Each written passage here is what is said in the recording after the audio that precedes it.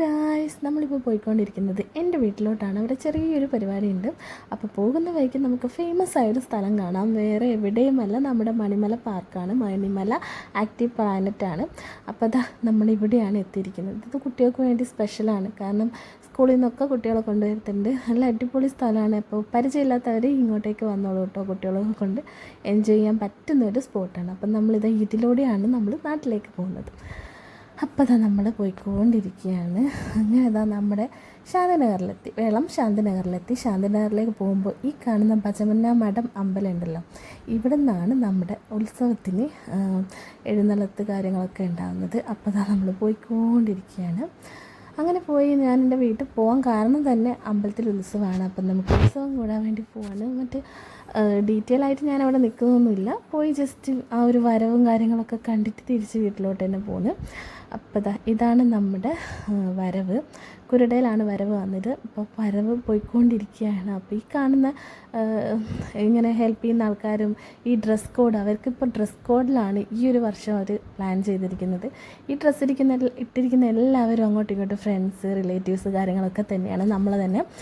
അപ്പോൾ എല്ലാവരും കൂടെ നല്ല അടിപൊളിയായിട്ട് എൻജോയ് ചെയ്തിട്ടാണ് ഈ ഒരു വരവ് പോകുന്നത്. ഫസ്റ്റ് തന്നെ മുത്തുക്കൂടെയൊക്കെ ചൂടി നിൽക്കുന്നുണ്ട്. പിന്നെ അടിയിൽ കുട്ടികളുണ്ട്, അതുപോലെ തന്നെ വലിയവരുണ്ട്. വലിയൊരു ലൈൻ തന്നെയാണ് താലം എടുത്തുകൊണ്ട് പോയിക്കൊണ്ടിരിക്കുന്നത്. അപ്പോൾ ഇത് മാത്രമല്ല, പുറത്ത് നല്ല ശിങ്കാരിമേളവും കാര്യങ്ങളൊക്കെ ഉണ്ട്. കാണുന്നവരൊക്കെ നമുക്ക് പരിചയമുള്ളവരാണ് കേട്ടോ. നമ്മുടെ റിലേറ്റീവ്സും നെയ്ബേഴ്സും ഒക്കെ തന്നെയാണ്, ഫ്രണ്ട്സ് എല്ലാവരും ഉണ്ട്. പിന്നെ അച്ഛനും അമ്മയും ഏട്ടനും എല്ലാവരും ഇവിടെ തന്നെയാണ് ഉള്ളത്. നാട്ടിലെല്ലാവരും ഇവിടെ തന്നെ ഉണ്ട്.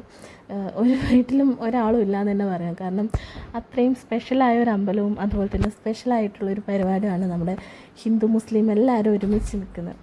ഒരു ജാതി മത വ്യത്യാസം ഇല്ലാണ്ട് എല്ലാവരും എൻജോയ് ചെയ്യുന്നൊരു പരിപാടിയാണ് നമ്മുടെ മടത്തക്കുന്നുമ്മൽ അമ്പലത്തിലെ പരിപാടി. അപ്പോൾ ഇതാ നമ്മുടെ ചെറിയ കുട്ടികളുടെ ഡാൻസും ഒക്കെ കാര്യങ്ങളൊക്കെ ഉണ്ട് വരിയിൽ. അവരമ്മമാരും ഫ്രണ്ട്സും കൂടെ ഇങ്ങനെ നടന്നുകൊണ്ടിരിക്കുന്നത്. ഇതാ നമ്മുടെ മൂത്തച്ഛനും യാമിയും എല്ലാവരും പോയിക്കൊണ്ടിരിക്കുകയാണ്. ഇവിടെ എൻ്റെ ഏട്ടനുണ്ട്. എല്ലാവരും കൂടെ എന്താ പറയുക, അങ്ങോട്ടും ഇങ്ങോട്ടും മാറി നിന്ന് വണ്ടി പോകാനുള്ള സൗകര്യമൊക്കെ അവർ ചെയ്തു കൊടുക്കുന്നുണ്ട്. അപ്പോൾ ഇതൊക്കെ കണ്ട് ഞാനും മോളും ഏട്ടനാണ് പോയത്. അപ്പം ഞങ്ങളിതൊക്കെ കണ്ട് വീഡിയോ ഒക്കെ എടുത്ത് ഹാപ്പി ആയിട്ട് ഇങ്ങനെ എൻജോയ് ചെയ്തിരിക്കുമ്പോഴാണ് ഈ ഒരു സംഭവം നമ്മൾ കണ്ടത്. അവിടെയുള്ള ആൺകുട്ടികളും പെൺകുട്ടികളും എല്ലാവരും കൂടെ എൻജോയ് ചെയ്ത് ഡാൻസ് കളിച്ച് എല്ലാം മറന്ന് ഡാൻസ് കളിക്കുന്നു. അതുപോലെ ഈ കാണുന്ന ലൈറ്റിങ്ങും ഇങ്ങനെ വരുന്ന ഇതൊക്കെ കടലാസ് കൊണ്ടുള്ള ഇതൊക്കെ നല്ല അടിപൊളിയായിരുന്നു. എല്ലാവരും എൻജോയ് ചെയ്തിട്ടായിരുന്നു പോയിക്കൊണ്ടിരിക്കുന്നത്. അതിന് മുമ്പ് വരെ ഞാനത് കണ്ട് താലമൊക്കെ എടുത്ത് അടിപൊളിയായിട്ട് ചെയ്തിട്ടുണ്ടായിരുന്നു. പക്ഷേ കല്യാണം കഴിഞ്ഞതിന് ശേഷം നമ്മളിപ്പം ആ ഒരു എന്താ പറയുക, ചെറിയ ചെറിയ പരിപാടികൾക്ക് മാത്രമേ പോകാറുള്ളൂ. അങ്ങനെ അധികം നിൽക്കാറില്ല. അപ്പോൾ ഇതെല്ലാവരും അടിപൊളിയായിട്ട് ഡാൻസും ബഹളവും, റോഡൊക്കെ മുഴുവൻ ആൾക്കാരാണ്. അതുപോലെ തന്നെ വണ്ടി ഒരു ഭാഗത്ത് സൈഡ് ചെയ്തിരിക്കുകയാണ്.